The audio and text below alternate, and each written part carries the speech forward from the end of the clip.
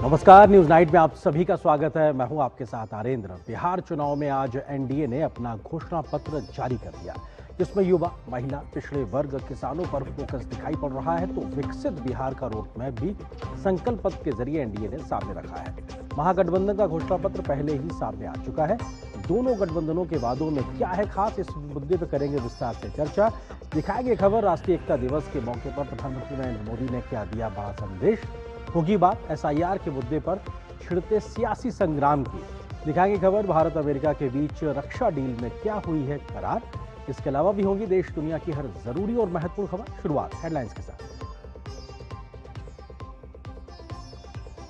कृतज्ञ राष्ट्र ने लौह पुरुष को किया नमन। 150वीं जयंती पर केवड़िया से पीएम मोदी का देश के दुश्मनों को कड़ा संदेश। कहा, अपनी सुरक्षा और सम्मान से समझौता नहीं करता है आज का भारत।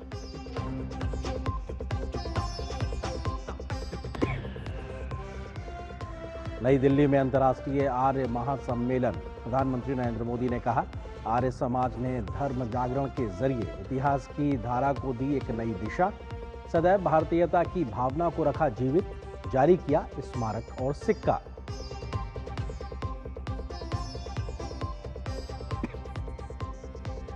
बिहार में चुनावी घमासान हुआ और तेज। एनडीए ने जारी किया संकल्प पत्र। 1 करोड़ नौकरियां, 125 यूनिट मुफ्त बिजली समेत विकसित बिहार का पेश किया रोड मैप। विपक्ष ने बताया ढाक के 3 पार।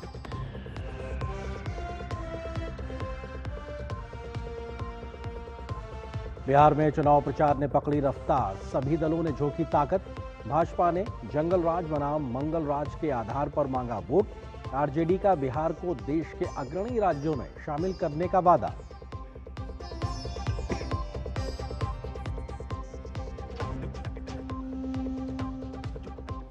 भारत अमेरिका के बीच बड़े रक्षा समझौते पर अहम फैसला। राजनाथ सिंह ने रक्षा क्षेत्र को बताया द्विपक्षीय संबंधों का प्रमुख स्तंभ। आसियान के रक्षा मंत्री प्लस की बैठक में भी की शिरकत। भारत आसियान रणनीतिक साझेदारी पर दिया बल।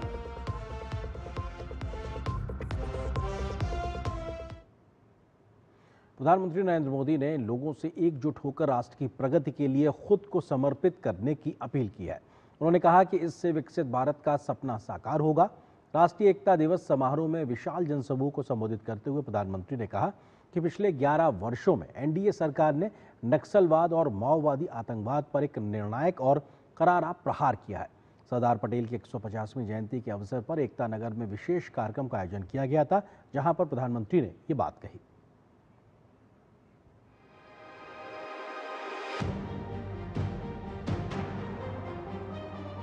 सरदार पटेल की 150वीं जयंती का ऐतिहासिक अवसर एकता नगर की ये दिव्य सुबह, ये विहंगम दृश्य सरदार साहब के चरणों में हमारी उपस्थिति, आज हम सब एक महान क्षण के साक्षी बन रहे हैं।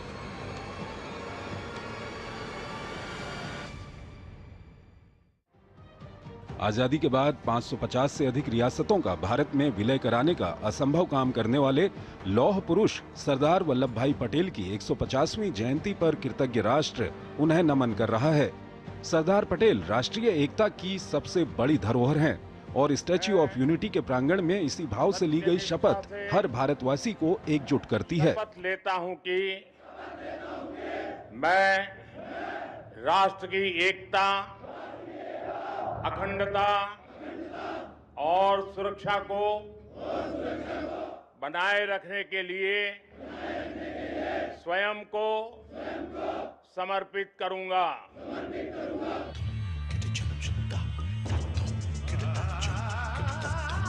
राष्ट्रीय एकता दिवस समारोह के आयोजन में सांस्कृतिक उत्सव और पुलिस व अर्धसैनिक बलों की परेड मुख्य आकर्षण का केंद्र रही। परेड में 10 झांकियां शामिल थीं, जिन्होंने विविधता में एकता का प्रदर्शन किया। प्रधानमंत्री नरेंद्र मोदी ने एकता के इसी मूल मंत्र को रेखांकित किया और कहा कि राजनीति में मतभेद होने चाहिए, लेकिन मनभेद नहीं होने चाहिए। जब हम लोकतंत्र में राष्ट्रीय एकता की बात करते हैं तो इसका एक स्वरूप ये भी है कि हम विचारों की विविधता का सम्मान करें। लोकतंत्र में मतभेद स्वीकार्य है, मनभेद नहीं होना चाहिए। राष्ट्रीय एकता दिवस समारोह के आयोजन के दौरान परेड मार्ग पर कलाकारों ने सांस्कृतिक कार्यक्रम प्रस्तुत किए, जो एक भारत श्रेष्ठ भारत की भावना को प्रदर्शित कर रहे थे। इसके विपरीत कांग्रेस की अलगाववादी नीतियों पर पीएम मोदी ने जोरदार हमला बोला। देश के भीतर दशकों से विदेशी घुसपैठिए आते रहे, वो देशवासियों के संसाधनों पर कब्जा करते रहे, डेमोग्राफी का संतुलन बिगाड़ते रहे, देश की एकता दांव पर लगाते रहे। लेकिन पुरानी सरकारें इतनी बड़ी समस्या पर आंख मूंदे रही। वोट बैंक की राजनीति के लिए राष्ट्र की सुरक्षा को जानबूझकर खतरे में डाला गया। प्रधानमंत्री नरेंद्र मोदी ने सांस्कृतिक एकता, भाषाई एकता, भेदभाव मुक्त विकास और लोगों को कनेक्टिविटी के माध्यम से आपस में जोड़ने को भारत की एकता के 4 प्रमुख स्तंभ बताया। उन्होंने कहा कि विकसित भारत के लक्ष्य तक पहुंचाने के लिए देश को तोड़ने के हर षड्यंत्र को नाकाम करना होगा। जब 140 करोड़ भारतवासी एक साथ खड़े हो जाते हैं तो चट्टानें खुद रास्ता छोड़ देती हैं। जब 140 करोड़ देशवासी एक स्वर में बोलते हैं तो वो शब्द भारत की सफलता का उद्घोष बन जाते हैं। हमें एकता के इसी मूल मंत्र को अपना संकल्प बनाना है। हमें बंटना नहीं है, हमें कमजोर नहीं पड़ना है। यही सरदार साहब के लिए हमारी सच्ची श्रद्धांजलि है। परेड में सीआरपीएफ के 5 शौर्य चक्र विजेताओं और बीएसएफ के 16 वीरता पदक विजेताओं को भी सम्मानित किया गया, जिन्होंने झारखंड में नक्सल रोधी अभियानों और जम्मू कश्मीर में आतंकवाद रोधी अभियानों में असाधारण साहस का परिचय दिया। भारतीय वायुसेना ने ऑपरेशन सूर्य किरण के तहत फ्लाई पास्ट प्रस्तुत किया। गुजरात के एकता नगर से नीरज सिंह की report, DD news. Maharshi Dayanand Saraswati की 200वीं जयंती और आर्य समाज के 150 वर्षों की सेवा यात्रा के उपलक्ष्य में दिल्ली में आज एक बड़ा कार्यक्रम आयोजित किया गया। उसमें प्रधानमंत्री मोदी भी शामिल हुए। अंतर्राष्ट्रीय आर्य महासम्मेलन में पीएम मोदी ने देश के युवाओं से स्वदेशी अपनाने, प्राचीन पांडुलिपियों का संरक्षण करने और मोटे अनाज के लिए प्राकृतिक खेती को बढ़ावा देने की अपील की है। प्रधानमंत्री मोदी ने स्वामी दयानंद सरस्वती की 200वीं जयंती और आर्य समाज के 150 साल पूरा होने के मौके पर स्मारक सिक्का भी आज जारी किया है। प्रधानमंत्री नरेंद्र मोदी नई दिल्ली में आयोजित अंतर्राष्ट्रीय आर्य महासम्मेलन 2025 में शामिल हुए। ये आयोजन महर्षि दयानंद सरस्वती की 200वीं जयंती और आर्य समाज की 150 वर्षों की सेवा यात्रा के उपलक्ष्य में मनाए जा रहे ज्ञान ज्योति महोत्सव का हिस्सा है। प्रधानमंत्री ने इस अवसर पर आर्य समाज से स्वदेशी प्राचीन पांडुलिपियों के संरक्षण और मोटे अनाज के लिए प्राकृतिक खेती को बढ़ावा देने का आह्वान किया। आज जब देश ने फिर से स्वदेशी की जिम्मेदारी उठाई है, देश वोकल फॉर लोकल हुआ है, तो आपकी भूमिका इसमें और अहम हो जाती है। हमारे ग्रंथों को मौलिक रूप में बचाने का काम कई पीढ़ियों से आर्य समाज के लोग करते आ रहे हैं। ज्ञान भारतम मिशन अब इसी प्रयास को राष्ट्रीय स्तर पर लेकर जाएगा। आप इसे अपना ही अभियान मानकर इसमें सहयोग करें। हम सब जानते हैं यज्ञ में श्री अन्न की कितनी अहमियत होती है।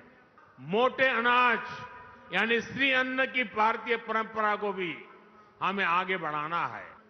मेरा आग्रह है, आर्य समाज नेचुरल फार्मिंग के आर्थिक और आध्यात्मिक पहलू के प्रति भी लोगों को जागरूक करें। प्रधानमंत्री मोदी ने कहा कि आर्य समाज ने हमेशा भारत विरोधी सोच को चुनौती दी। साथ ही उन्होंने गुलामी के कालखंड में समाज के लिए किए गए स्वामी दयानंद सरस्वती के कार्यों का जिक्र किया। स्वामी दयानंद सरस्वती जी ने ऊंच नीच, छूताछूत और भेदभाव का खंडन किया। उन्होंने विदेशी नैरेटिव्स को भी चुनौती दी और शास्त्रार्थ की पुरानी परंपरा से सत्य को सिद्ध किया।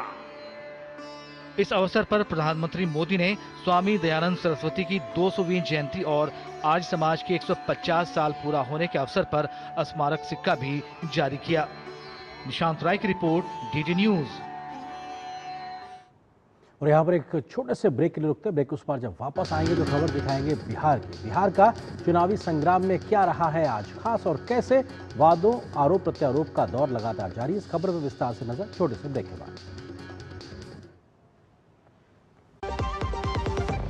MDH का किचन किंग किचन में हो तो हम सब कुछ बना सकते हैं। बैंगन का भरता, आलू गोभी, भिंडी मसाला और भी बहुत कुछ। MDH।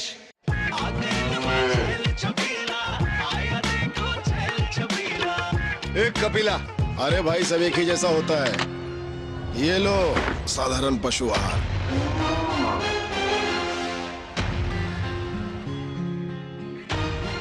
इस देश की हर माँ, बच्चे, बूढ़े, जवान, खिलाड़ी, डॉक्टर, इंजीनियर, सबको गाय भैंस की दूध की शक्ति पर भरोसा है। पर जब इन पशुओं को कपिला पशु आहार मिलेगा तभी तो दूध सिर्फ ज्यादा ही नहीं, शक्ति से भरपूर भी होगा। और ये सच जानते हुए चंद पैसों के लिए तुम देश का भरोसा तोड़ दो। माफ कीजिए। कपिला पशु आहार, देश का नंबर 1 पशु आहार। गोल्डी छोले मसाले, जहाँ जाए रिश्ते बनाए। गोल्डी लाए हैं फ्रेश लॉक टेक्नोलॉजी जो रखे मसालों को हर समय फ्रेश। जब धरती चीर कर निकलता है लोहे का पत्थर और मिलता है मोंगिया के जोश से, फिर तपता है, पिघलता है और बनता है फौलाद। अब होता है सरिया सारी खूबियों के साथ। मोंगिया स्टील, मजबूत देश का मजबूत सरिया। कम ब्याज पे लोन चाहिए, वो भी ऐप से। वाह! अनजान ऐप से बचें। RBI कहता है जानकार बनिए, सतर्क रहिए। MDH केसर का हो बहाना, कश्मीरी पुलाव या हो बिरयानी खाना, केसरी चाय दूध, रसमलाई, केसरी लड्डू, हलवा याद आना, यही तो है MDH केसर का बहाना। MDH शुद्ध केसर, खुशबू ऐसी जो दिल जीत ले। MDH। बिहार विधानसभा चुनाव को लेकर आज सत्तारूढ़ गठबंधन NDA ने अपना संकल्प पत्र जारी कर दिया है। NDA ने युवाओं, महिलाओं, पिछड़े वर्ग सहित किसानों पर फोकस किया है तो बिहार में रोजगार से लेकर इंडस्ट्री लगाने पर जोर दिया है। NDA मूलभूत सुविधाओं का दायरा बढ़ाने की बात कर रहा है तो विकसित बिहार के संकल्प का खाका भी उन्होंने संकल्प पत्र के माध्यम से पेश किया है। संकल्प पत्र जारी करने के मौके पर NDA ने एक बार फिर से अपनी एकजुटता का भी आज प्रदर्शन किया। नीतीश कुमार से लेकर JP नड्डा, चिराग पासवान, उपेंद्र कुशवाहा और जीतन राम मांझी सहित तमाम सहयोगी दलों के नेता एक साथ मौजूद रहे तो विपक्षी महागठबंधन ने NDA के वादों पर सवाल खड़े किए हैं। बिहार का चुनावी घमासान तेज होता जा रहा है। नारों नीतियों के साथ जनता तक पहुंचने के लिए राजनीतिक दल वादों और घोषणाओं का पिटारा भी खोलते जा रहे हैं। जन जन की आकांक्षाओं, उम्मीदों और आशा के अनुरूप का घोषणा पत्र बताते हुए NDA ने आज अपना संकल्प पत्र जारी कर दिया। 25 महत्वपूर्ण संकल्पों के साथ गठबंधन ने जनता के बीच जाने का निर्णय लिया है। यह आयोजन NDA गठबंधन की एकता का भी प्रतीक रहा। भाजपा अध्यक्ष JP नड्डा, मुख्यमंत्री नीतीश कुमार, जीतन राम मांझी, चिराग पासवान, उपेंद्र कुशवाहा सहित घटक दलों के अन्य वरिष्ठ नेताओं की उपस्थिति में संकल्प पत्र जारी किया गया। संकल्प पत्र को विकसित बिहार का रोड मैप बताया गया। मुख्य फोकस रोजगार सृजन और उद्योग धंधों के विकास पर है। इसमें समाज के सभी वर्गों, विशेषकर महिलाओं और युवाओं का ध्यान रखा गया है। उपेक्षित, किसान, पिछड़े, अति पिछड़े, सामान्य वर्ग, ये मैनिफेस्टो सबों की चिंता करता है।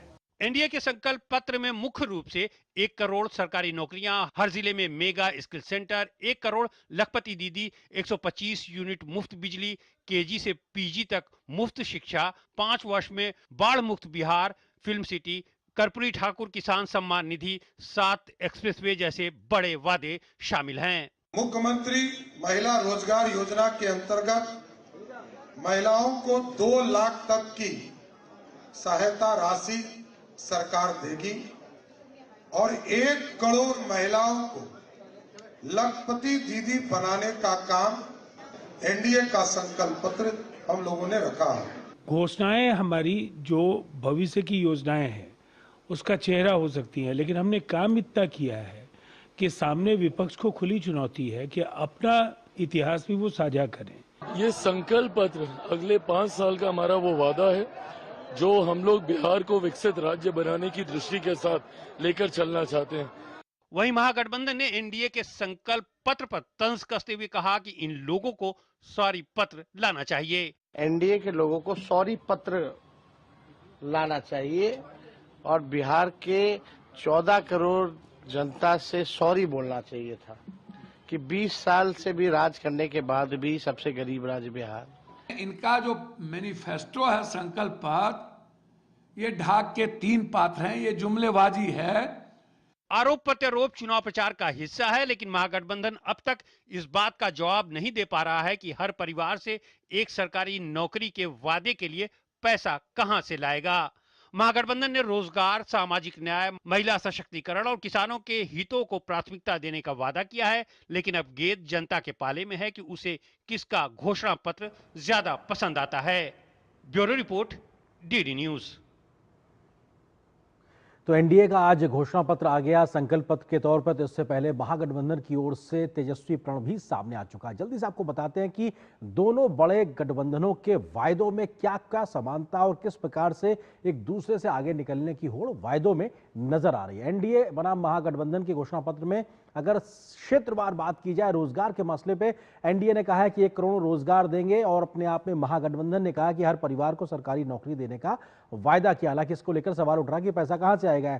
महिलाओं को लेकर एनडीए ने कहा कि 1 करोड़ लखपति दीदी बनाने का लक्ष्य रखा गया है। तो महागठबंधन कह रहा है जीविका दीदियों को 30,000 रुपए प्रति महीना देने का उन्होंने अपने वादा किया है। रोजगार के मसले पे बात की जाए तो एनडीए ने हर जिले में फैक्ट्री लगाने की बात की है, 10 औद्योगिक पार्क लगाने की बात की है, हर जिले में मेगा स्किल सेंटर खोलने का प्लान भी बताया गया है। तो महागठबंधन ने 1.25 करोड़ रोजगार 5 साल में देने का वायदा किया है और ये अपने आप में उनका तुलनात्मक अध्ययन भी किया जा सकता है। शिक्षा की बात की जाए तो एनडीए ने कहा है कि साहब गरीबों को केजी से लेकर पीजी तक मुफ्त शिक्षा दी जाएगी। तो महागठबंधन ने कहा शिक्षकों में की भर्ती में तेजी लाई जाएगी और स्कॉलरशिप योजना को लेकर आएंगे। ये बात शिक्षा के मोर्चे पर महागठबंधन ने की है। तो एनडीए की बात की जाए उच्च शिक्षा के मोर्चे पर उन्होंने कहा है कि एससी वर्ग के विद्यार्थियों को प्रतिमाह 2,000 रुपए, एजुकेशन सिटी का निर्माण, हर जिले में मेडिकल कॉलेज बनाने का वायदा एनडीए ने किया है अपने संकल्प पत्र में। तो महागठबंधन ने कहा कि जिला स्तर पर मेडिकल कॉलेज खोलने का वायदा महागठबंधन की ओर से किया गया है। बात डेवलपमेंट प्रोजेक्ट के लिहाज से बात की जाए, विकसित बिहार के लिहाज से बात की जाए तो एनडीए ने कहा है कि 7 एक्सप्रेसवे बनाए जाएंगे। पटना, दरभंगा, भागलपुर, पूर्णिया में इंटरनेशनल एयरपोर्ट बनेगा और 4 नए शहरों में मेट्रो रेल लाइन की भी शुरुआत की जाएगी। तो महागठबंधन की ओर से किए गए वायदे में 5 नए एक्सप्रेसवे बनाने का वादा किया गया है बिहार की जनता से। किसानों के लिहाज से बात की जाए तो एनडीए के आज संकल्प पत्र में कहा गया है कि किसान सम्मान निधि जो मौजूदा वक्त में 6,000 उसे बढ़ाकर 9,000 किया जाएगा। सभी फसलों पर एमएसपी की खरीद की गारंटी की बात भी कही गई कि साहब सारी फसलें खरीदी जाएंगी। तो महागठबंधन ने किसानों पे कहा कि एमएसपी पर सभी फसलों की खरीद की गारंटी हम भी देते हैं। और एक प्रकार से ये दोनों बातें दोनों गठबंधनों की ओर से कही गई हैं। बिजली की बात की जाए तो एनडीए ने कहा कि हर परिवार को 125 यूनिट मुफ्त बिजली देने का वादा किया गया, जबकि 200 यूनिट देने की बात महागठबंधन की ओर से की गई है। ये बिजली मुफ्त बिजली की बात है। पंचायत के प्रतिनिधियों के लिहाज से बात की जाए तो एनडीए ने कहा कि एग्री इंफ्रास्ट्रक्चर में 1 लाख करोड़ रुपए का निवेश किया जाएगा, जिससे पूरा जो ग्रामीण बिहार का जो ढांचा दोगुना होगा और पूर्व पंचायत प्रतिनिधियों को पेंशन देने का वायदा महागठबंधन की ओर से किया गया है। आस्था के सम्मान के लिहाज से बात की जाए कि जो धर्म से जुड़ा एक मसला भी कहा जा सकता है, एनडीए ने कहा कि साहब जानकी जन्मस्थली का विश्व स्तरीय विकास किया जाएगा। विष्णुपद और महाबोधि का कॉरिडोर बनाया जाएगा और बौद्ध एवं गंगा सर्किट बनाने का वायदा एनडीए की ओर से आज संकल्प पत्र में किया गया, जबकि महागठबंधन की ओर से अल्पसंख्यकों के अधिकारों की रक्षा करने का वायदा किया गया और वक्फ संशोधन अधिनियम को रोकने की बात कही गई थी महागठबंधन के अपने संकल्प पत्र घोषणा पत्र में। तो ये अपने आप में ये तमाम तुलनात्मक बातें थी। और अगर बात की जाए कुछ और भी वायदे आज एनडीए ने किए हैं जो कि महागठबंधन से उसको थोड़ा सा आगे रखते हैं, विपक्ष से किस प्रकार से अलग है। 5 वर्षों में बिहार को बाढ़ मुक्त करने का वायदा एनडीए की ओर से आज किया गया है। फिल्म सिटी बनाने की बात भी आज एनडीए की ओर से की गई है। बिहार स्पोर्ट्स सिटी के तौर पर विकसित करने की बात एनडीए ने की है। 50 लाख नए पक्के मकान बनाना, कृषि निर्यात को दोगुना करना, 5 मेगा फूड पार्क स्थापित करना, इसका फायदा बिहार के लोगों को हो। अति पिछड़े वर्गों को 10 लाख की सहायता का वादा भी आज एनडीए ने किया है। मखाना और मछली का ग्लोबल एक्सपोर्ट सेंटर बनाया जाएगा, इसका ग्लोबल हब बनाया जाएगा और ये वायदा भी एनडीए ने किया। साथ ही साथ Mithila mega textile and design park बनाने का वायदा भी आज एनडीए ने संकल्प पत्र में किया है। असंगठित श्रमिकों के लिए 4 लाख का जीवन बीमा देने की बात की गई है। शारदा सिन्हा कला एवं सांस्कृतिक विश्वविद्यालय खोलने का वायदा एनडीए ने किया है। AI textile, food processing, fintech city में 1 लाख करोड़ रुपए का निवेश बिहार में करने की बात एनडीए की ओर से की गई है, ताकि बिहार को विकसित बिहार बनाने का और अग्रणी राज्य बनाने का एक रोड मैप की जो बात है वो कहीं ना कहीं एनडीए की ओर से रखी गई है। तो ये अपने आप में बेहद महत्वपूर्ण। तो किस प्रकार से वादों और उनके प्रतिवादों के बीच में बिहार की सियासत गर्मा गई है, इस पे हम करेंगे चर्चा। इससे जुड़ा है आज का हमारा विशेष कि किस प्रकार से सियासी संग्राम बिहार में बढ़ता हुआ दिखाई पड़ रहा है। संकल्प बनाम प्रण, कौन जीतेगा बिहार का रण, क्योंकि ये एक तरफ संकल्प पत्र है तो एक तरफ तेजस्वी का प्रण है, लेकिन बिहार का रण किसके हिस्से होगा ये देखना दिलचस्प होगा। इस विषय पर बात करने के लिए खास मेहमानों का पैनल मेरे साथ मौजूद है। मनीष पांडे, प्रवक्ता भारतीय जनता पार्टी के, चितरंजन गगन जी हैं, प्रवक्ता आरजेडी के, साथ ही साथ वरिष्ठ पत्रकार समीर चौगांवकर जी हैं। आप तीनों का बहुत बहुत स्वागत है। मनीष जी, शुरुआत आपसे ही, क्योंकि आज आप लोग अपने वायदों का पूरा खाका लेकर आए हैं, लेकिन विपक्ष ये कह रहा है कि आपको सॉरी पत्र एक तरीके से जारी करना चाहिए कि आपने 20 वर्षों में विकास नहीं किया है, इसलिए आज आपको ये वायदे करने पड़ रहे हैं। मनीष जी। देखिए, विपक्ष का तो काम ही है कहना, नहीं कहेंगे तो उनकी जो विपक्ष वाली भूमिका है वह कैसे निभेगी। लेकिन हाँ, विपक्ष की अभी भूमिका नहीं है स्वस्थ लोकतंत्र में कि सिर्फ विरोध के लिए विरोध करते रहे। अब यह कहते हैं कि विकास नहीं हो रहा, तो भैया विकास नहीं हो रहा तो बिहार की जनता हमको बार बार आशीर्वाद क्यों दे रही। अभी हाल के दिनों में भी जब 4 उपचुनाव हुए थे तो उसमें भी आपकी 2 सीटें आपको गंवानी पड़ी थी, यानी कि जब जिसको आप सेमीफाइनल कर रहे थे उस सेमीफाइनल में भी हमने जीत हासिल की। अब फाइनल की बात है। देखिए, एक बहुत बड़ा फर्क है। मनीष जी, आपकी आवाज अब तक बेहतरी से नहीं पहुंच पा रही है, हम आपका रुख करें उससे पहले आरजेडी प्रवक्ता चितरंजन गगन जी हमारे साथ मौजूद। चितरंजन जी, वो ये कह रहे हैं कि साहब बिहार की जनता का आशीर्वाद बीते 20 वर्षों में मिलता रहा है और उसका आधार ही उनका काम था और उसी काम को आगे बढ़ाने का वो एक खाका लेकर आए हैं और एक बार फिर से उनको जनता का समर्थन मिलेगा। चितरंजन जी। देखिए, मनीष जी कह रहे थे जनता का आशीर्वाद मिल रहा है। जनता का आशीर्वाद तो बहुत लोगों को मिला और आज कहाँ है। कभी जो है कांग्रेस लगातार कितने वर्षों तक राज किया बिहार में और देश में, और आज कांग्रेस की स्थिति देख रहे हैं। तो जो मिला तो यह कोई जरूरी थोड़ी है कि जो मिला वो आज आपको मिलेगा। आप यह ना देखिए कि अब तक भाजपा का कोई नेता उसके पास में नहीं है जिसके चेहरे पर वह वोट मांग सके, जिसको आप मुख्यमंत्री के रूप में प्रोग्रेस कर सके। रहा जनता दल तो उसका देख रहे हैं कि अभी 115 था तो अब आधा से भी कम पर 43 पर आ गया। तो इन लोगों की जो स्थिति है देख रहे हैं। सवाल यह है कि आज जो घोषणा पत्र जारी किया गया है तो इसमें 2 बातें बड़ा प्रमुख है। पहली बार 20 साल से बिहार में एनडीए की सरकार है, लेकिन पहली बार एनडीए का साझा घोषणा पत्र आज जारी हुआ। इसके पहले अब तक एक भी उदाहरण नहीं है। नीतीश जी जब महागठबंधन के साथ 2015 में सरकार बनाए थे उस समय साथ नहीं। चितरंजन जी, लेकिन अगर आज वो अलग अलग घोषणा पत्र जारी करते तो आप इस पे भी सवाल उठाते। आज वो साथ कर रहे हैं तो आप इस पे भी सवाल उठा रहे हैं। ये तो दोस्ती का पैमाना है। आपकी तरफ से भी साझा घोषणा पत्र आया जी। नहीं, मैं जो कह रहा हूँ सुना जाए उसको। जी जी। तो यह तो नकल, क्योंकि महागठबंधन का जो घोषणा पत्र जारी हुआ संकल्प पत्र के रूप में और तेजस्वी के प्रण के रूप में, तो जनता के बीच में एक सकारात्मक अप्रोच पहुंचा है। जनता को भरोसा हुआ है, विश्वास हुआ है और जनता बदलाव का मन बना चुकी है। क्योंकि देखिए, एक तरफ पहली बात तो 20 वर्ष से आप सरकार में हैं, चला रहे हैं, 11 वर्षों से आपका डबल इंजन की सरकार है। आपको तो रिपोर्ट कार्ड जारी करना चाहिए था कि इतने दिनों में आपने क्या किया। आज तो घोषणा पत्र देखने से यही लगता है कि 20 वर्षों तक आपने केवल जो है सो ठगने का काम किया, और 11 वर्षों तक डबल इंजन की सरकार, वह भी जो है बिहार के लिए कुछ नहीं किया।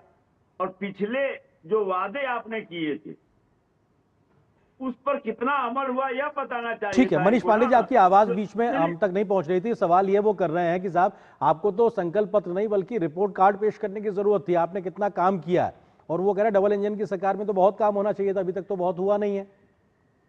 देखिए, रिपोर्ट कार्ड तो बिहार की जनता जब फिर से एनडीए की सरकार बनाएगी तो वो रिपोर्ट कार्ड ही होगा, इसलिए रिपोर्ट कार्ड की चिंता राजद के प्रवक्ता न करें। मैं तो सिर्फ इतना कहना चाहता हूं कि बिहार में जो दो महागठबंधनों ने, जो दो दलों ने, जो गठबंधनों ने जो अपना अपना संकल्प पत्र दिया है, उसमें एक बेसिक फर्क क्या है। महागठबंधन ने जो संकल्प पत्र दिया है उसका नाम रखा है तेजस्वी प्रण। अब तेजस्वी यादव ऑलरेडी चार्जशीटेड है, 420 का उन पे चार्जेस है, उनके नाम से जो प्रण आया है उस पर जनता कितना भरोसा करेगी वो तो अलग बात है। दूसरा चीज है, एनडीए ने जो अपना संकल्प पत्र दिया है उसकी सबसे बड़ी खासियत यह है तो उसके नेता नरेंद्र मोदी जी हैं, और उसके साथ राज्य के साथ केंद्र सरकार जो है वह डबल इंजन की सरकार है। यानी कि हमने जो भी वादे किए हैं, देखिए अभी बाढ़ की सबसे बड़ी समस्या जो बिहार में है, हम सिर्फ वादे नहीं करते, हम उन वादों को पूरा करते हैं। और ऐसा हमने 2019 के बाद भी हमने लोकसभा चुनाव में भी जो संकल्प लिए थे लगभग 99% पूरे किए। चितरंजन जी, मैं आ रहा हूं आपके पास में, आप प्लीज अपनी बारी में बोलिए। मैं बता रहा हूं, और देखिए हमने बाढ़ मुक्त बिहार बनाने की सिर्फ बात नहीं कही है, हमने उस पर काम भी शुरू कर दिया है। 11,500 करोड़ रुपए का कोसी मेची परियोजना, जिस पर ऑलरेडी बजट दे दिया गया और काम शुरू हो गया है, जो बाढ़ के ही निष्पादन के लिए। तो हम सिर्फ बातें नहीं बनाते, उसी प्रकार से उद्योग की बात है अगर, तो इथेनॉल के क्षेत्र में या और अन्य क्षेत्रों में हमने जो वादे किए हैं, एक तो हमने फैक्ट्रियां बैठाई और उसके साथ साथ आगे हमारी योजनाएं शिक्षा के क्षेत्र में। ठीक है, मैं एक चीज पे अभी आऊंगा मनीष जी आपके पास में, हमारे साथ मैं आऊंगा आपके पास। समीर चौगावकर भी हमारे साथ में वरिष्ठ पत्रकार मौजूद हैं। समीर जी, क्योंकि अब दोनों बड़े महागठबंधनों के वायदे जनता के सामने आ चुके हैं, किसके वायदे में ज्यादा दम नजर आता है और किसके वायदे ज्यादा व्यवहारिक नजर आते हैं जो जमीन पे उतर सकते हैं? समीर जी। देखिए, मुझे लगता है कि दोनों गठबंधनों ने अपना संकल्प पत्र या घोषणा पत्र कहे जिसे जारी कर दिया गया, लेकिन मुझे लगता है कि जनता 5 साल के आपका जो कामकाज रहा है उसके आधार पर वोटिंग करती है। आप घोषणा पत्र कुछ भी करें, आपने जनता के लिए जमीनी स्तर पर क्या काम किया, जनता उसके आधार पर वोट करती है। और मुझे लगता है कि उसके आधार पर अगर देखा जाए कि जो 5 साल का नीतीश और एनडीए का शासन रहा है, प्रधानमंत्री मोदी ने जिस तरीके से बिहार को लेकर तमाम तरह की योजनाएं दी, और प्रधानमंत्री मोदी लगातार, जैसे अगर केंद्रीय बजट में भी बिहार का बजट कहा गया था, जब प्रधानमंत्री मोदी ने बिहार को लेकर तमाम तरह की मखाना को लेकर घोषणाएं की थी, तो मुझे लग रहा है कि अभी अगर दोनों का पत्र देखे और जमीनी स्तर पर काम देखे तो एनडीए का पल्ला मुझे भारी नजर आता है, क्योंकि नीतीश कुमार ने जिस तरीके से जमीनी स्तर पर काम किया है, प्रधानमंत्री ने केंद्र से दिल खोलकर बिहार के डेवलपमेंट के लिए पैसा दिया है, तो मुझे लग रहा है इसका फायदा एनडीए को होने जाने वाला है। मोदी और योगी की जो विश्वसनीयता बिहार के अंदर बनी हुई है, जो प्रधानमंत्री मोदी कहते हैं सबका साथ सबका विकास, उसका असर जमीनी स्तर पर दिखेगा। लेकिन आज जो घटना घटी थी उसका भी मुझे लगता है थोड़ा नकारात्मक असर पड़ेगा। जो मोकामा में जो घटना जिस तरीके से हुई है उसका भी असर पड़ेगा। लेकिन फिलहाल अगर देखा जाए तो काम के दृष्टिकोण से अगर देखें तो मुझे लगता है कि फिलहाल एनडीए का पल्ला भारी नजर आ रहा है। और कई ऐसी घोषणा पत्र में की गई, इसके पहले भी अगर आप देखेंगे तो 10,000 रुपए महिलाओं को दिया गया है, और आज सभी वर्गों के लिए, चाहे वो अति पिछड़ा हो, और सभी लोगों के लिए, महिलाओं के लिए केजी से लेकर पीजी तक फ्री शिक्षा की घोषणा की गई है। 1 करोड़ महिलाओं को लखपति दीदी बनाने की बात की गई है। तो महिलाओं को केंद्र में रखकर यह मुझे लगता है घोषणा पत्र दिया गया है। और बिहार में महिलाएं बढ़ चढ़कर वोट करती है, हर बार पुरुषों की तुलना में ज्यादा वोटिंग महिलाएं करती है। तो मुझे लगता है कि महिलाओं को भी एक बड़ा वोट एनडीए के पक्ष में पड़ता हुआ दिख रहा है, और उसी कारण महिला सेंट्रिक मुझे लगता है ये एक संकल्प पत्र रहा है। जी चितरंजन जी, क्योंकि सवाल अभी भी लगातार उठता है कि महागठबंधन का जो घोषणा पत्र है तेजस्वी प्रण के तौर पे निकल के आया, आपके नेता की एक छवि को पूरी तरह से बनाने की कोशिश की जा रही है, उसकी व्यवहारिकता पे लगातार सवाल उठता है, खासतौर से सरकारी नौकरी का साहब पैसा आएगा कहां से। तो एक रोड मैप देना और उसका कितना जमीनी तरीके से वो उतर पाएगा, इसको लेकर सवाल लगातार उठ रहे हैं। चित्तरंजन जी, जवाब लेकिन देने दीजिएगा, जवाब आप देने नहीं देते। सवाल सर ऐसी बात ना कहें, आप जवाब दे रहे हैं और जवाब देने के लिए मैं आपसे सवाल पूछ रहा हूँ जी। सुन लीजिए, पहली बात की विश्वसनीयता किसकी है? अभी पत्रकार जो विश्लेषण कर रहे थे उन्हीं से मैं जानना चाहता हूँ विश्वसनीयता किसकी है? आपने जिन योजनाओं के बारे में भी चर्चा की, 10,000 रुपया जो आप दे रहे हैं जीविका दीदी को, जीविका दीदी तो जो सो कर्ज में डूबी हुई है। आप इधर 125 यूनिट बिजली जो आप दे रहे हैं वह तो जो 83 जी की योजना थी जिसको आपने चोरी कर लिया। तो पिछले कुछ दिनों में 6 महीने के अंदर आपने जो योजनाएं लागू की है, जो आप कहते हैं कि मेरी उपलब्धि है, वह तो सारे के सारे 83 जी का चुराया हुआ है। तो आपका तो कोई विजन और मिशन नहीं है। 20 साल में आपने क्या मेरा किया? जवाब ले लीजिएगा, छोटा सा जवाब ले लीजिएगा मेरा। नहीं, आप मेरा छोटा सा जवाब ले मनीष जी आ रहा हूँ मैं आपके पास, आ रहा हूँ मनीष जी, आ रहा हूँ आपके पास, मनीष जी आ रहा हूँ आपके एक पास। सवाल ले लीजिए चित्रंजन जी। मनीष जी एक सेकंड, मनीष जी उनको की बात कर लीजिए, मैं आ रहा हूँ आपके पास जल्दी से। चित्तरंजन जी अपनी बात एक छोटा सा सवाल है, वो दे दे जवाब जी। चित्रंजन जी आप मुझे एक बताएं, चित्रंजन जी ऐसे नहीं होगा। अच्छा मनीष जी एक सेकंड, मनीष जी एक सेकंड, मनीष जी आप जवाब देते। मनीष जी एक सेकंड, हाँ चित्तरंजन जी अपनी बात पूरा करें आप। एक नया पैसा का निवेश नहीं हुआ 11 साल में डबल इंजन की सरकार में। एक भी फैक्ट्री नहीं खुली। जो फैक्ट्रियां खुली हुई थी वो फैक्ट्रियां बंद हो गई। आप जो है सो मखाना बोर्ड का रट लगा रहे हैं। मखाना बोर्ड में किसको फायदा होने वाला है? बिचौलिया को फायदा होगा, बड़े बड़े जो पैसा वाले हैं उनको फायदा होगा, उसमें किसानों को मजदूरों को क्या फायदा? ठीक है मनीष जी, किसको फायदा होगा? और आपके पास विजन नहीं है, वो कह रहा था हमारे पास विजन है और हमारे विजन को आप लोगों ने कॉपी किया है। मनीष जी चित्तरंजन प्लीज देखिए, टीवी में समय की सीमा होती है, आप अपनी बात रखिए, उसका जवाब भी सुन लीजिए। ठीक है हाँ मनीष जी, चित्तरंजन जी टेलीविजन में समय की सीमा का थोड़ा मर्यादा रखना पड़ता है। सर आप अपनी बात रख दीजिए, जवाब उनका भी आने दीजिए। मनीष जी अपनी बात करें। मैं तो चित्रंजन जी को कहूंगा, चित्रंजन जी ये तो अच्छा है कि हम लोगों के लोग भ्रष्टाचार में लिप्त नहीं पाए जाते, नहीं तो आप कल दिन कहते कि ये भी हमसे चुरा लिया, भ्रष्टाचार भी हमसे चुरा लिया। ये तो शुक्र है कि एनडीए के नेता जो है भ्रष्टाचार में लिप्त पकड़े नहीं जाते हैं। दूसरी बात मैं कह रहा था, मखाना की बात कह रहे हैं आप, मखाना बिचौलिया करते हैं। मखाना की कीमत कहां से कहां पहुंच गई आपको पता है? मखाना बोर्ड का जो गठन हुआ है उसका क्या लाभ है आपको इसका एहसास है? कभी उस पर वर्कआउट तो कीजिए ना, कभी उस पर रिसर्च तो कीजिए ना कि उससे पूरा सीमांचल, पूरा मिथिलांचल क्षेत्र के किसानों को कितना बड़ा सहायता और कितना बड़ा उनके शक्ति आर्थिक सशक्तिकरण का केंद्र हुआ है। देखिए आपकी समस्या यह है कि विद्वान प्रवक्ता होने के बावजूद भी आप लोग अपने नेता की तरह ही बात करते हैं। मनीष जी लेकिन ये कह रहे हैं कि साहब आपके इन 20 वर्षों में 11 साल की डबल इंजन सरकार में निवेश नहीं हुआ बिहार में, वो ये आरोप लगा रहे हैं आप पे। निवेश देखिए, निवेश हुआ है, निवेश कैसे नहीं हुआ है?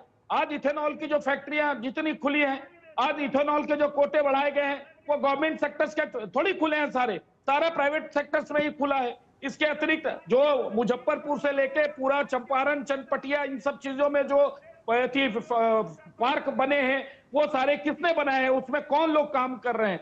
पूरा टेक्सटाइल हब बन गया है हमारा चंपारण क्षेत्र का एरिया, वो कौन कर रहे हैं? कोविड के समय में जो गुजरात वगैरह से आए हुए हमारे मजदूर थे उनको सरकार ने सपोर्ट किया है और आज वो वहां पर लोग काम कर रहे हैं। ये जाएंगे, इनको दिखेगा तब ना तो इनके प्रवक्ता को दिखता है, ना ही इनके नेता को दिखता है। बिहार की सड़कें नहीं दिखती, बिहार का बिजली नहीं दिखता, गंगा नदी पर इतने सारे पुल बने हैं वो इनको नहीं दिखते हैं। देखिए इनको कुछ दिखता नहीं, इनको दिखता है तो सिर्फ सत्ता की कुर्सी दिखती है कि किसी भी प्रकार से हथियार ले, किसी प्रकार से ले ले। समीर जी सवाल ये है कि विपक्ष आरोप लगा रहा है कि साहब 20 साल में कुछ भी हुआ नहीं, विकास हुआ नहीं, विजन आपके पास है नहीं।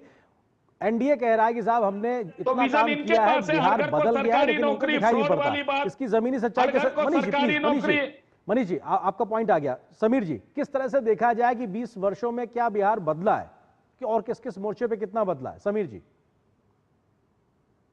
देखिए मुझे लगता है कि फर्क पड़ा है और जो जनता तुलना करती है कि 15 साल का जो लालू प्रसाद यादव का कार्यकाल था और उसके बाद नीतीश कुमार का 2005 से लेकर लगातार कार्यकाल रहा।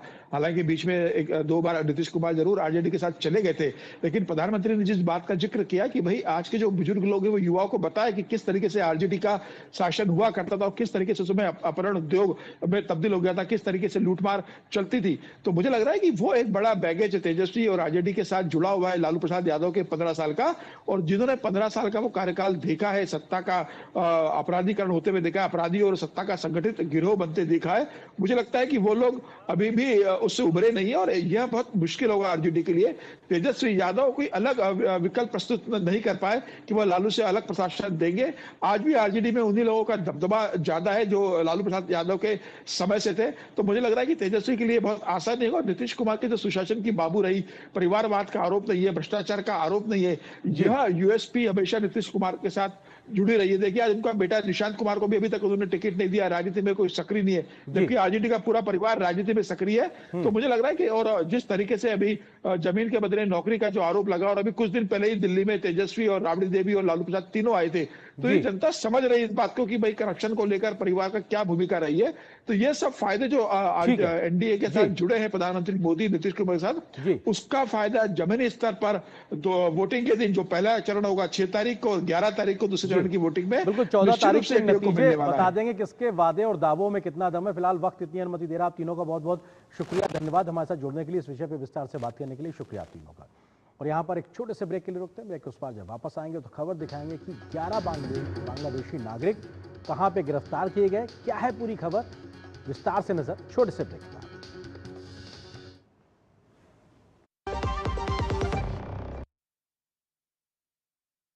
दादी के हाथों का जादू और खुशबू से महकता घर। MDH गरम मसाला, असली मसालों से भरा हूं मैं, क्योंकि हर रिश्ता है स्वाद से जुड़ा। मैं हूं देश का दिल, देश की धड़कन, गौरवशाली परंपरा, समृद्ध संस्कृति, अप्रतिम प्राकृतिक संपदा को सहेजे हुए स्थापना की 70वीं सीढ़ी पर सशक्त सक्षम नेतृत्व के साथ डॉक्टर मोहन यादव का अभ्युदय मध्य प्रदेश, अतुल्य मध्य प्रदेश। जन कल्याण के प्रगति पथ पर विकास के नित नए सोपान गढ़ते अलौकिकता से जगमग मध्य प्रदेश के स्थापना दिवस पर दिखेगी 1 से 3 नवंबर तक प्रदेश की समृद्ध संस्कृति की झलक, जिसमें ड्रोन शो, विश्ववंद, जुबिन नौटियाल, हंसराज रघुवंशी और स्नेहा शंकर की सांगीतिक प्रस्तुतियां एवं सम्राट विक्रमादित्य महानाट्य मंचन के साथ आकर्षक प्रदर्शनियों के आयोजन शामिल हैं। आइए हमारे अपने मध्य प्रदेश के 70वें स्थापना दिवस को धूमधाम से मनाएं। मेरा मध्य प्रदेश है।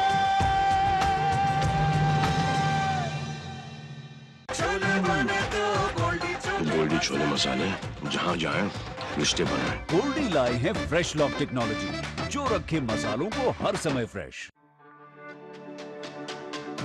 मेरी पसंद, मेरी पसंद, मेरी पसंद, मेरी पसंद, हमारी पसंद, हम सबकी पसंद। मजबूत देश का मजबूत सरिया हो गया स्टील। पता है लोग अक्सर मुझसे पूछते हैं कॉल सेंटर का स्टेडी जॉब क्यों छोड़ा। I wanted more out of life, बस मैंने अपना स्टार्टअप शुरू किया। जानना चाहोगे कैसे? Then start up your own business as an LIC agent. यहाँ सब कुछ है, great products, zero investment, leading organisation and unlimited opportunities. तो क्या आप तैयार है LIC एजेंट बनो? अब बड़ा सोचो। हमारी वेबसाइट पर जाएं या अपनी नजदीकी LIC शाखा से संपर्क करें। MDH की देगी मिर्च, देगी मिर्च का तड़का, अंग अंग फड़का। MDH की देगी मिर्च। और ब्रेक के बाद अगली खबर का रुख करें, पर उससे पहले नजर डालते हैं कि बुलेटिन में अभी तक किन बड़ी खबरों से हमने आपको अवगत कराया। बड़ी खबरों की बात करें अब तक तो सरदार वल्लभ भाई पटेल की 150वीं जयंती जो राष्ट्रीय एकता दिवस के रूप में मनाई जाती है, उस खबर पर विस्तार से हमने जिक्र किया। स्वामी दयानंद सरस्वती की 200वीं जयंती के मौके पर प्रधानमंत्री ने क्या कही महत्वपूर्ण बात, इससे भी हमने आपको वाकिफ कराया। और बिहार का चुनावी संग्राम और एनडीए का संकल्प पत्र जो जारी किया गया, किस प्रकार से सियासत गरमाई, इस पर खबर भी दिखाई और विस्तार से सियासी दलों से चर्चा भी की। बढ़ते हैं आज की अगली खबर की ओर, जो कि पश्चिम बंगाल से जुड़ी हुई है। चुनाव आयोग ने जब देश में दूसरे चरण के SIR की प्रक्रिया शुरू करने का ऐलान किया, उसके बाद से ही कई राज्यों में इसके विरोध को लेकर लगातार स्वर सुनाई देने लगे हैं। एसआईआर का सबसे ज्यादा विरोध पश्चिम बंगाल की मुख्यमंत्री ममता बनर्जी कर रही हैं। इस विरोध के बीच में बंगाल के नदिया जिले में सैकड़ों लावारिस वोटर कार्ड मिलने का मामला भी आज सामने आया। तो बांग्लादेश सीमा से बीएसएफ ने 11 बांग्लादेशी नागरिकों को गिरफ्तार किया जो भारत में बिना किसी वैध दस्तावेज के रह रहे थे। इन्हीं घुसपैठ को लेकर ही चुनाव आयोग एसआईआर करा रहा है, लेकिन इसका राजनीतिक विरोध कई प्रकार के गंभीर सवाल भी खड़े करता है। चुनाव आयोग के एसआईआर के दूसरे चरण की घोषणा के बाद से ही पश्चिम बंगाल में भी इसका असर दिखना शुरू हो गया है। पश्चिम बंगाल के नदिया जिले के माझेर 4 इलाके में एक बैग से सैकड़ों लावारिस वोटर आईडी कार्ड बरामद हुए। ये बैग एक तालाब के किनारे रखे मानसिक रूप से कमजोर व्यक्ति के पास से मिला। स्थानीय निवासियों की सूचना पर पुलिस ने आनन फानन में सभी मतदाता पहचान पत्रों को हटा दिया। एसआईआर शुरू होने से पहले इतनी बड़ी संख्या में मतदाता पहचान पत्र मिलना गंभीर सवाल खड़े कर रहा है। पश्चिम बंगाल में एसआईआर की प्रक्रिया 27 अक्टूबर से 7 फरवरी तक चलेगी। इसी बीच एसआईआर पर भाजपा और तृणमूल कांग्रेस में घमासान भी जारी है। केंद्रीय मंत्री सुकांतो मजुमदार के मुताबिक तृणमूल कांग्रेस एसआईआर पर भ्रम और भय फैला रही है, तो वहीं तृणमूल कांग्रेस के नेता सुदीप बंदोपाध्याय का कहना है कि उनकी पार्टी एसआईआर पर कड़ी नजर रखेगी। तृणमूल कांग्रेस की झांसे में मत आइए, आप लोग भी फेयर साइकोसिस क्रिएट मत करिए। बहुत सारे जगह पे एसआईआर हो रहा है, कहीं पे तो मौत नहीं हो रहा है। एसआईआर तो इधर भी जो है उधर भी सेम है, मौत सिर्फ बंगाल में हो रहा है। इसका मतलब something wrong in Bengal, not in SIR. अगर एसआईआर में रॉन्ग होता तो हर जगह में लोग मरते। तो बंगाल में रॉन्ग क्या है? बंगाल में एक ही चीज रॉन्ग है, तृणमूल कांग्रेस। हम लोग जरूर देखेंगे जो पर्पस पे एसआईआर घोषित हुआ एब्सोल्युटली परफेक्ट होना चाहिए। Election commission smoothly as per rules as per guidelines SIR में काम करे तो तृणमूल कांग्रेस उसका ऊपर ध्यान से नजर रखेंगे। एसआईआर की तैयारियों के बीच घुसपैठियों में भी खौफ दिखाई देने लगा है।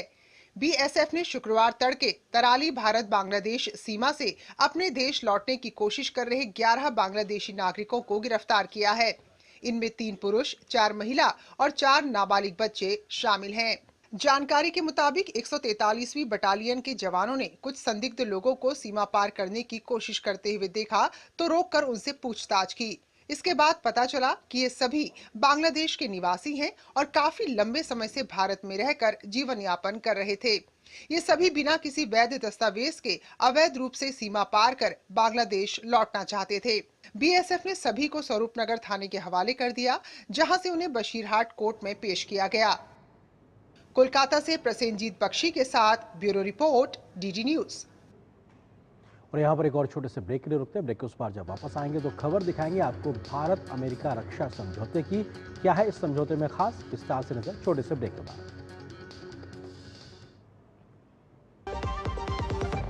हिंग देना, वो वाली MDH की सुपर हीट। जिन्होंने यूज किया है वो जानते हैं असली हींग का स्वाद। MDH सुपर हीट, शुद्धता का असली तड़का। असली मसाले सच सच MDH। मेरी पसंद, मेरी पसंद, मेरी पसंद, मेरी पसंद,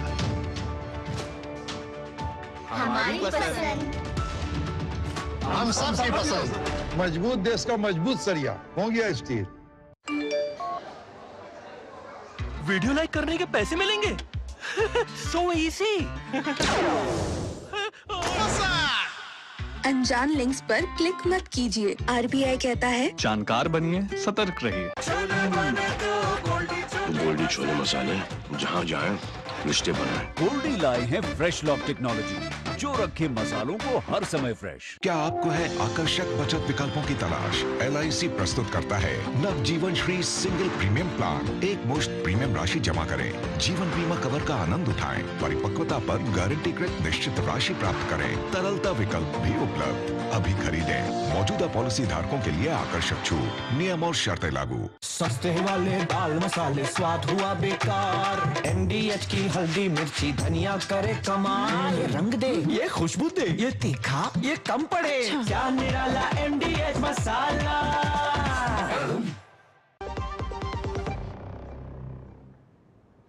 बढ़े हुए अमेरिकी टैरिफ के तनाव के बीच भारत और अमेरिका में एक महत्वपूर्ण समझौता हो गया है।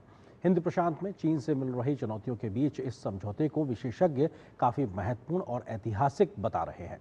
कुआलालंपुर में भारतीय रक्षा मंत्री राजनाथ सिंह और अमेरिका के युद्ध मंत्री पीट हेगसेथ ने समझौते पर हस्ताक्षर किए हैं। इस समझौते में क्या है खास और इसके क्या है मायने, देखिए इस रिपोर्ट में।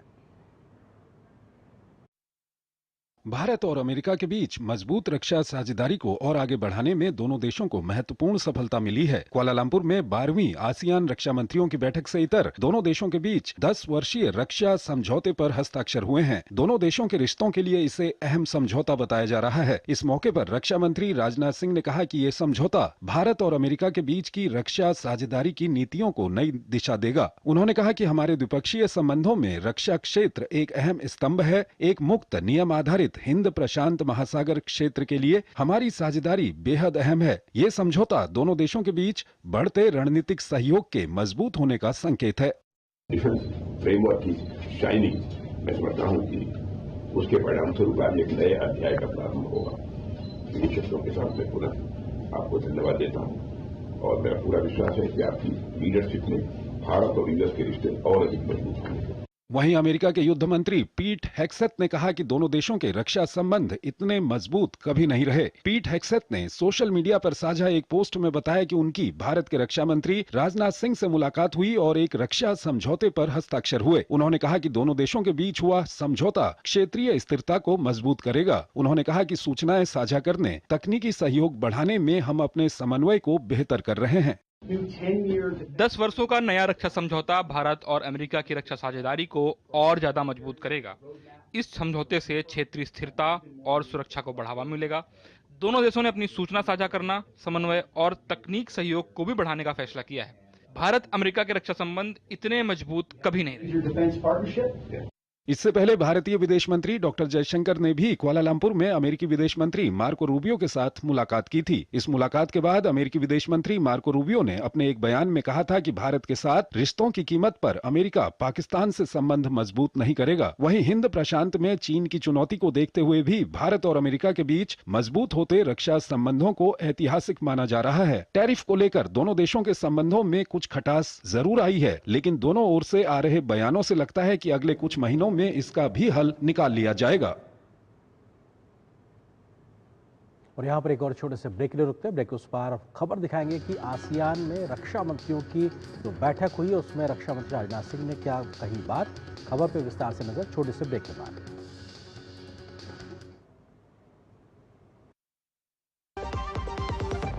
लाल रंग इसका अपार, तीखा कम है फिर भी स्वाद, बेमिसाल बेमिसाल MDH Kashmiri, MDH Kashmiri. MDH। मैं हूं देश का दिल, देश की धड़कन, गौरवशाली परंपरा, समृद्ध संस्कृति, अप्रतिम प्राकृतिक संपदा को सहेजे हुए स्थापना की 70वीं सीढ़ी पर सशक्त सक्षम नेतृत्व के साथ डॉक्टर मोहन यादव का अभ्युदय मध्य प्रदेश, अतुल्य मध्य प्रदेश।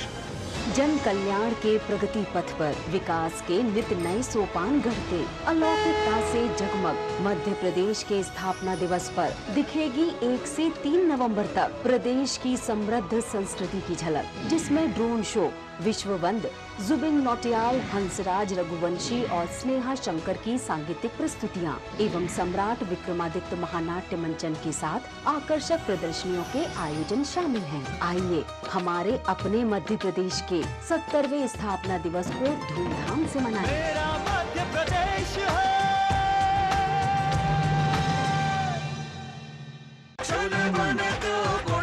गोल्डी छोले मसाले, जहाँ जाएं रिश्ते बनाएं। गोल्डी लाए हैं फ्रेश लॉक टेक्नोलॉजी, जो रखे मसालों को हर समय फ्रेश। QR कोड स्कैन करो, 5000 का कैशबैक पाओ। वाह, दिल बन गया। UPI पिन एंटरिंग सिर्फ पैसे भेजने के लिए है। RBI कहता है जानकार बनिए, सतर्क रहिए। क्या आपको है आकर्षक बचत विकल्पों की तलाश? LIC प्रस्तुत करता है नवजीवन श्री सिंगल प्रीमियम प्लान। एक मुश्त प्रीमियम राशि जमा करें, जीवन बीमा कवर का आनंद उठाएं, परिपक्वता पर गारंटीकृत निश्चित राशि प्राप्त करें, तरलता विकल्प भी उपलब्ध। अभी खरीदें। मौजूदा पॉलिसी धारकों के लिए आकर्षक छूट, नियम और शर्तें लागू। आपके घर के खाने में रेस्टोरेंट जैसा स्वाद ले आए MDH का शाही पनीर मसाला। पनीर को क्या मस्त बना डाला।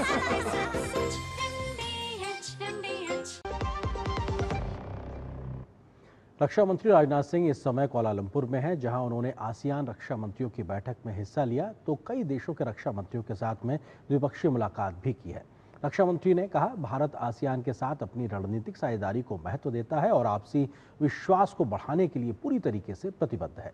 इस यात्रा के दौरान भारत की एक्ट ईस्ट नीति के लिहाज से रक्षा मंत्री इन पूर्वी देशों के साथ आपसी संबंधों पर भी विस्तार से बात कर रहे हैं। आसियान रक्षा मंत्रियों की बैठक, रणनीतिक साझेदारी के लिए प्रतिबद्ध भारत, शांतिपूर्ण, स्थिर और समृद्ध वातावरण पर जोर।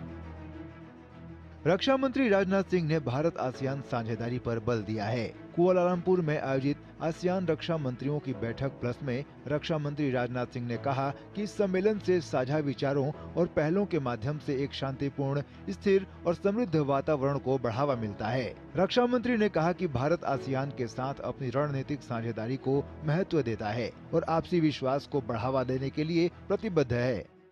हमारी पार्टनरशिप मजबूत people to people linkages, cultural affinity और पॉलिटिकल, सिक्योरिटी, इकोनॉमिक और सोशियो कल्चरल डोमेन्स में बढ़ते व्यवहारिक सहयोग पर आधारित है। इंडिया का आसियान के साथ इंगेजमेंट मल्टीलैटरलिज्म, इंक्लूसिविटी, इक्वालिटी और सॉवरेनिटी के रेस्पेक्ट पर आधारित है। डिफेंस और सिक्योरिटी कोऑपरेशन, डिप्लोमेटिक और इकोनॉमिक इनिशिएटिव्स को कॉम्प्लीमेंट करता है।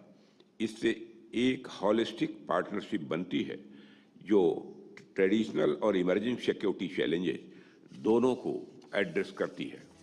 इसके अलावा रक्षा मंत्री ने कुआलालंपुर में मलेशिया के रक्षा मंत्री दातो सेरी मोहम्मद खालिद नॉर्डिन के साथ भी बातचीत की।